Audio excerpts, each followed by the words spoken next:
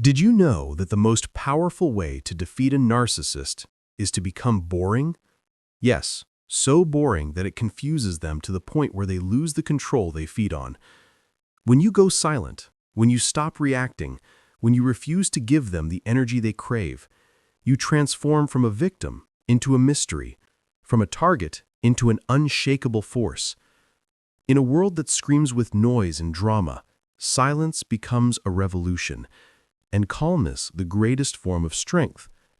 Be like water, untouchable, unbreakable, and unprovocable.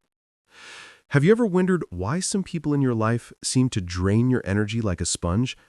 Why you feel exhausted and empty after spending time with them? Why they turn every conversation into something about themselves, every story into their own drama? You're not crazy, and you're not too sensitive. You're dealing with a narcissistic personality, and there's a scientific reason behind why you feel so drained.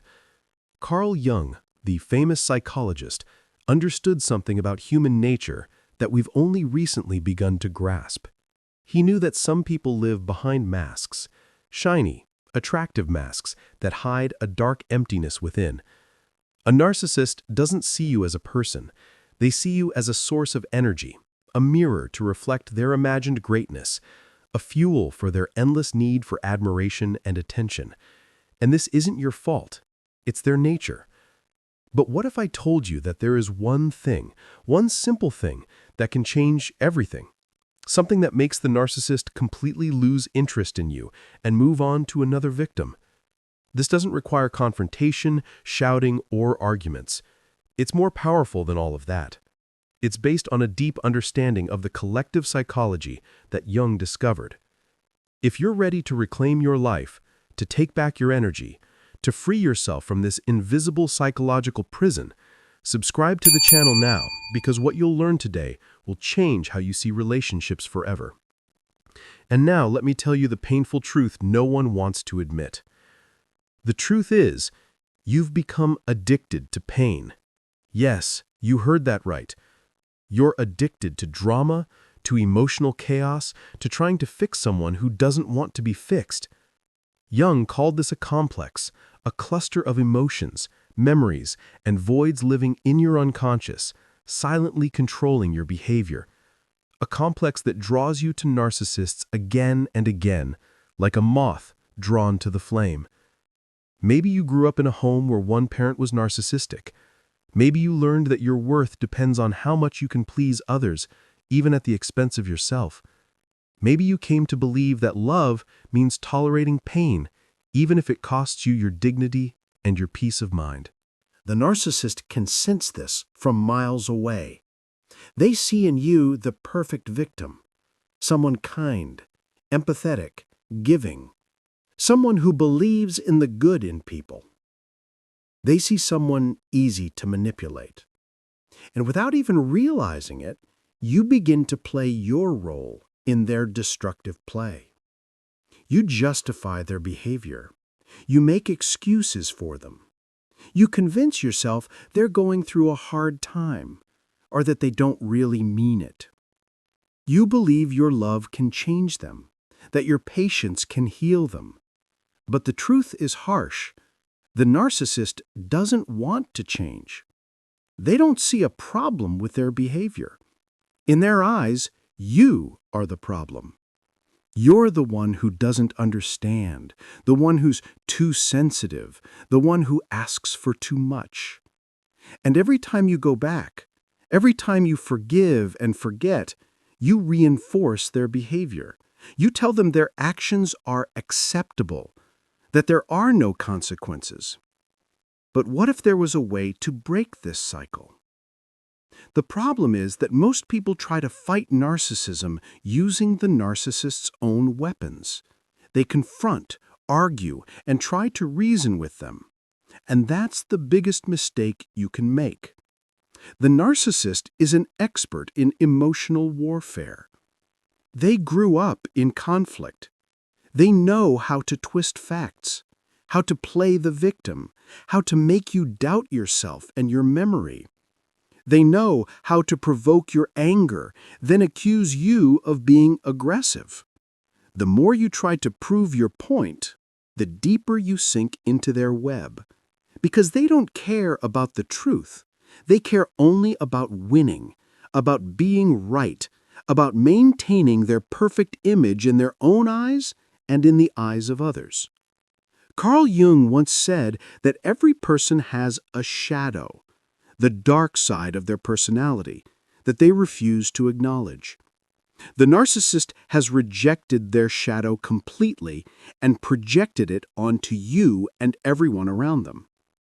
You become the angry one, the negative one, the problem. And in trying to prove your innocence, you exhaust yourself, searching for evidence, replaying conversations, trying to convince them you're not what they say you are.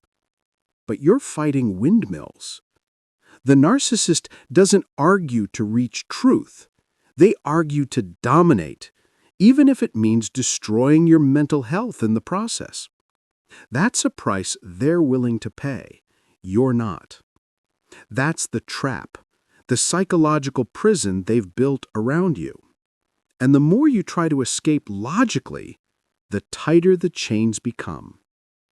But what if I told you there's a secret door in this prison, one the narcissist can't see because it's the last thing they expect from you? This door doesn't require fighting. It requires something much harder, the hardest thing of all. To stop trying to save them. To stop believing your love can heal them, that your patience can change them, that your understanding can fix them. It requires you to face a painful truth. You are not the savior. You are not the therapist. You are not responsible for anyone else's emotions or behavior in this world. But that idea scares you, doesn't it? Because you've learned that your worth depends on what you do for others.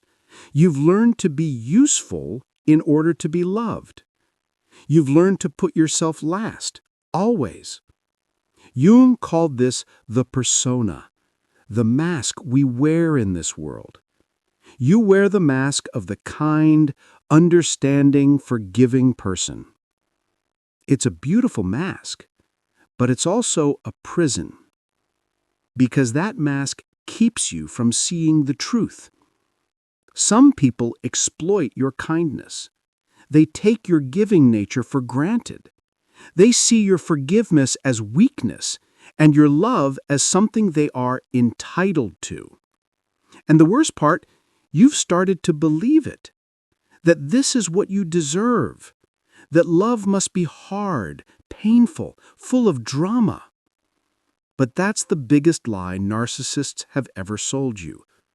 Real love is calm. It's safe. It's secure.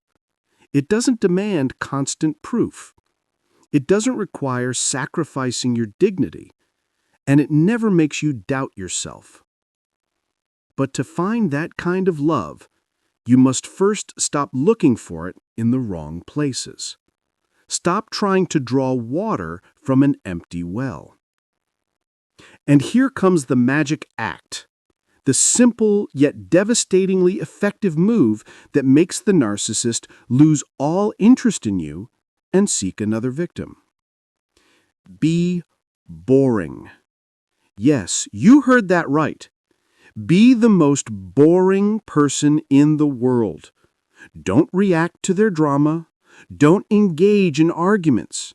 Don't try to prove your point or defend yourself. The narcissist feeds on emotional reactions.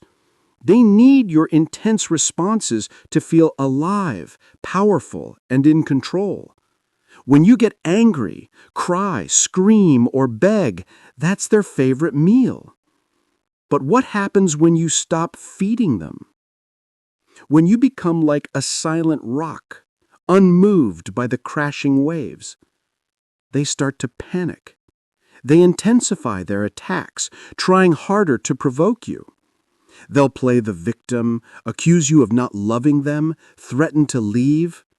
This is what psychologists call an extinction burst, a desperate, last-ditch attempt to regain control. But if you stay calm, if you maintain that deadly quiet composure, something magical happens. They get bored. And a narcissist cannot tolerate boredom. They crave constant excitement, conflict, and drama. Through your silence, you become a mirror that no longer reflects their imagined greatness, a void that no longer feeds their ego or plays a part in their sick play. To them, you become useless.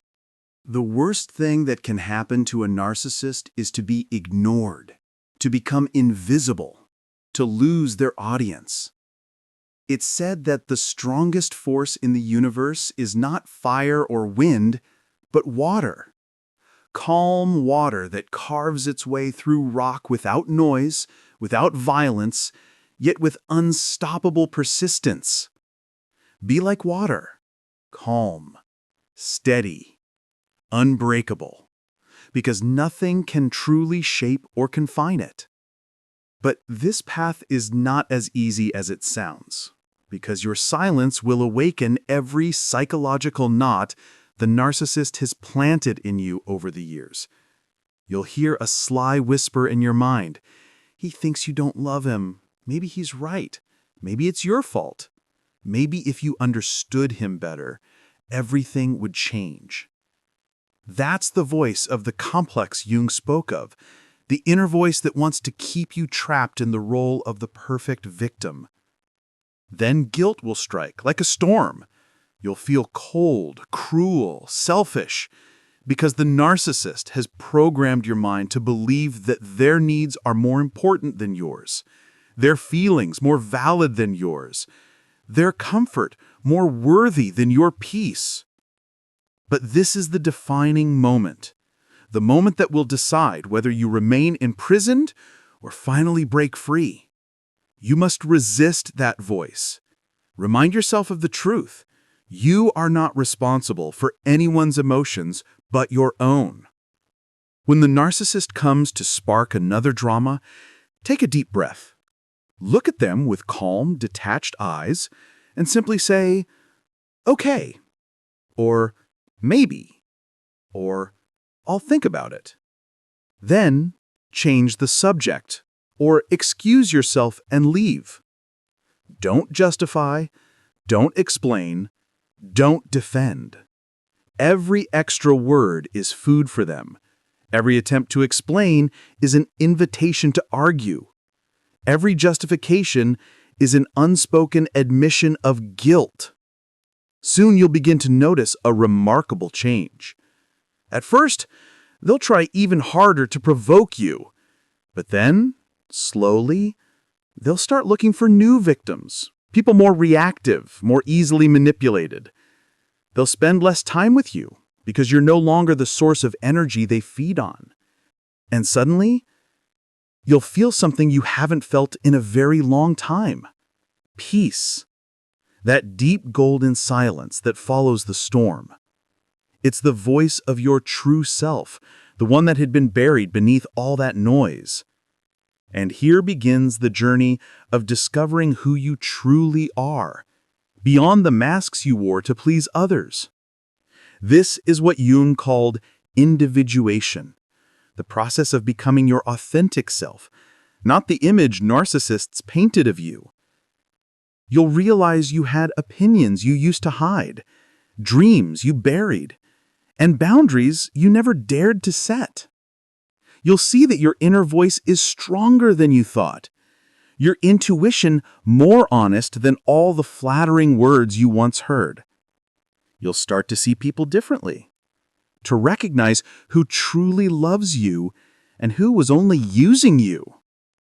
You'll learn to distinguish between a friend and an emotional parasite. And you'll find comfort in silence. You'll no longer need to fill every moment with noise to avoid facing yourself. This transformation won't go unnoticed. The narcissists around you will sense that something has changed. They'll realize they can no longer manipulate you as they used to. You'll become a mystery, unreadable, unpredictable.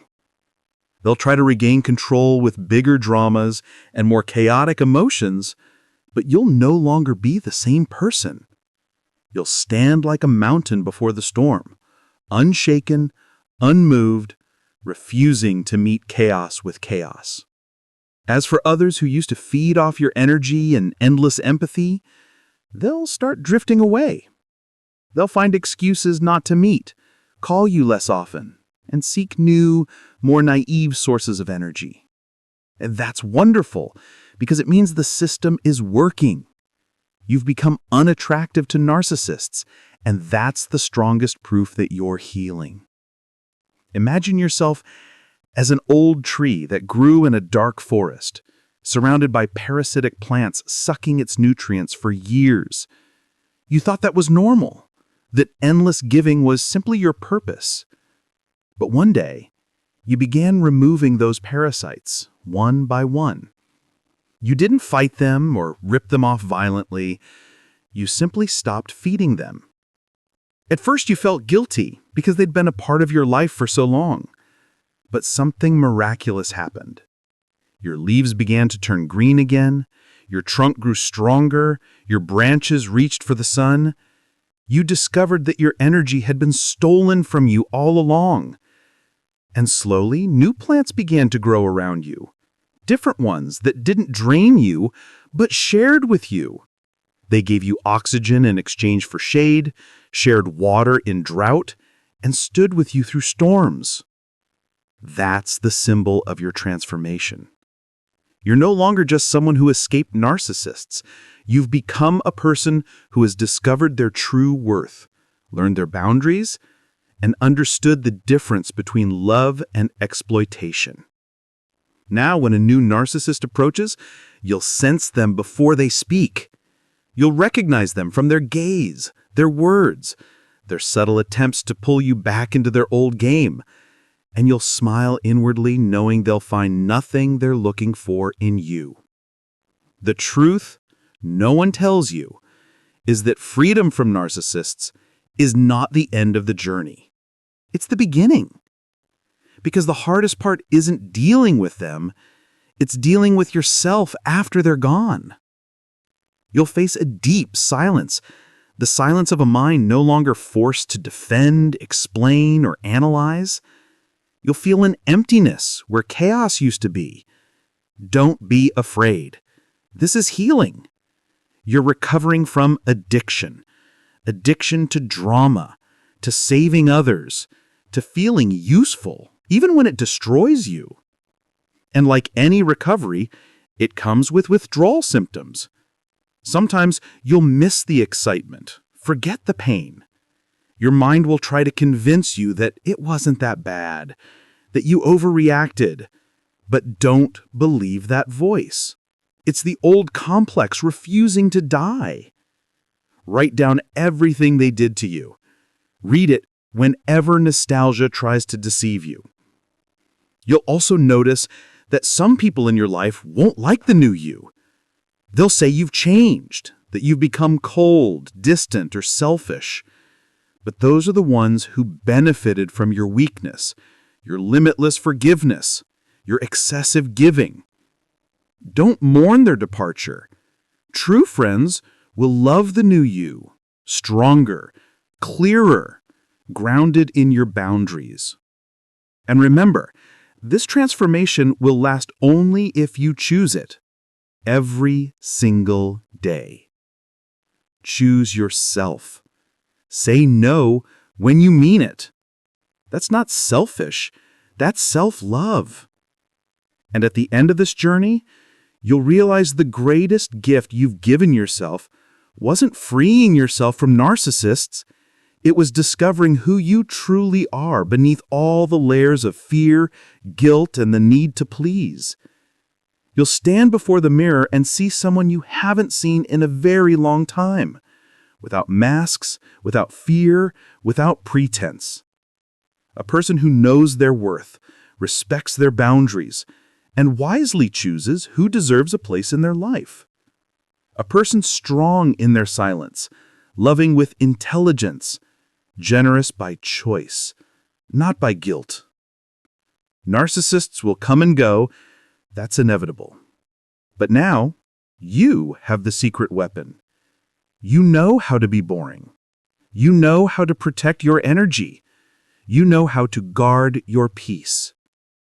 You are not required to save anyone, to understand anyone, or to sacrifice your happiness for someone else's comfort. You are only required to be honest with yourself and to protect that honesty as the most precious thing you own. And every time you feel lost, or start slipping toward another narcissistic whirlpool, or doubt your right to set boundaries, tell yourself, I return to myself. Write it down.